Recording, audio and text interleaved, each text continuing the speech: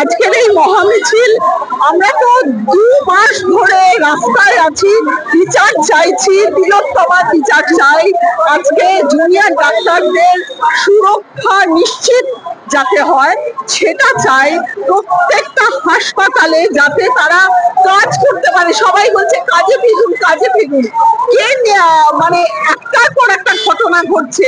Junior ডাক্তাররা সামনে রোষের মুখে পড়ছে, তাদের নার্সরা পিটুনি খাচ্ছে ছেলেদের হাতে। তো এই একটার পর একটা জয়নগর, পুত্তলি, মানে এতগুলো ঘটনা কিভাবে মানুষ মেনে নেবে? উৎসবে মানুষ দুর্গা পুজোতে আছে, উৎসবে নেই।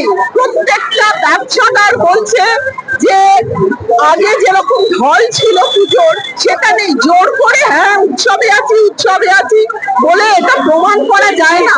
মানুষের মনে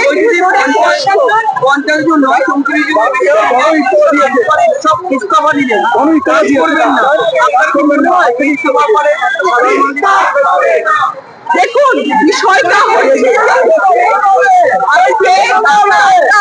যদি আমাদের মানে পরিষেবা না দেয় সাধারণ মানুষ সমস্যায় পড়ার জন্য, যাতে ডাক্তাররা ইস্তফা না দিতে পারে, যাতে ডাক্তাররা ভালো করে কাজ করতে পারে তার ব্যবস্থাটা করুক।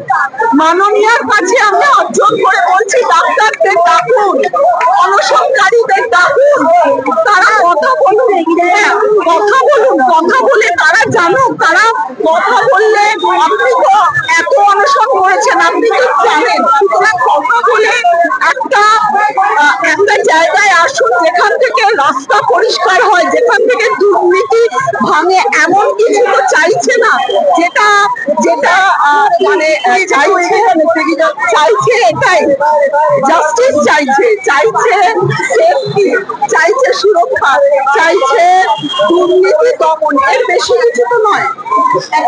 অমনীয় নয় যেভাবে তারা ভীষণ অমনীয়, মানে আমি ভীষণ ভাবে চাইছি, ভীষণ ভাবে হাত জোর করে বলছি, যার কাছে হাত জোর করলে এই অনশন ভেঙে ডাক্তারদের সঙ্গে কথোপকথন হোক, এটা চাইছি। আমরা সবাই চাইছি, প্রত্যেকটা জনগণ চাইছে এটা।